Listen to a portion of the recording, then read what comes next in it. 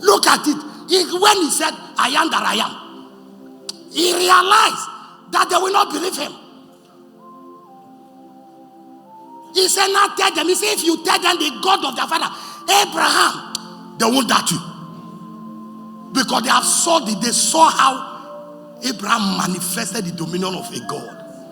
So they believe that there is a God in who? Abraham. They believe that the God of Abraham can save them.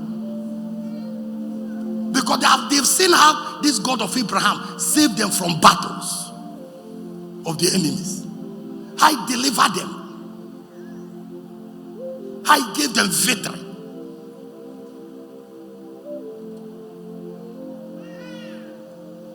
The children of Israel saw how God of Moses crossed them over the Red Sea.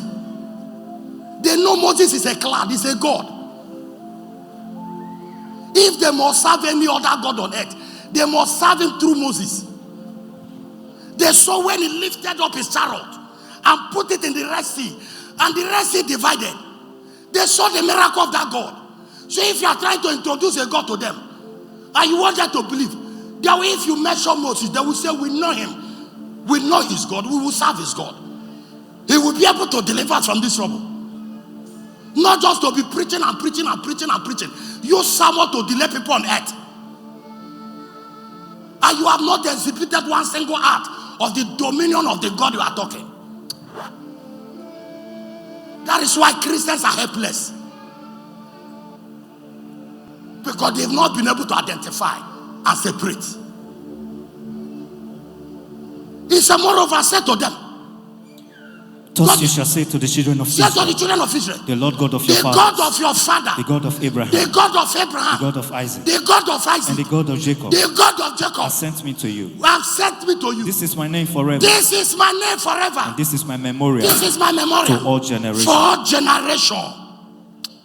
Oh, somebody's not hearing me. God as a spirit must identify himself on earth through a name of a man, if he must be feared. Any God that did not that identify himself through the name of a man, men will not fear that God. That is why don't go to a church where they don't respect the pastor. So I'm begging you in the name of God. A church where pastors doesn't respect their pastor. A church where deacon elder doesn't respect that their pastor. Don't go to that church. If I meet a pastor I don't respect, if you meet a pastor you don't respect, don't go to the church of that pastor.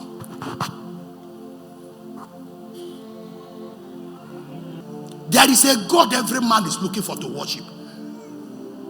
And if you must identify that God, if you can't find that God on earth outside the man, whether it's a man-made God or heavenly God, you must find it in the man. That is why those that want to serve a particular God of the water of the tree, when they meet some men, they will submit to the authority of that God. And when it's time to worship that God, all of them will come out where they do. If the man do like this, all of them will do. Because they believe in the dominion of that God. But if they must serve that God, they will serve it through a particular man. That men of God are fake does not mean that there is no true man of God. But you will not know a fake or real one until you discover you know the God you want to serve yourself. Anytime you meet a fake pastor, it's because you too is fake. You are looking for something, not God. But those that are looking for a true God, they want to serve. When they see a man representing that God, they will know, because then, first of all, they know what they are looking for. As soon as they see that man, they say, that is it.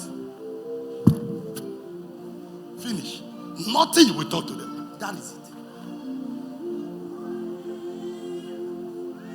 So if you told me you met a fake pastor, you were once fake. The day you become real, you can't be deceived anymore. Are you hearing me? When you make up of your mind over what you know, nobody changes it. It's only when you are not sure that people can tell you story. But when you are sure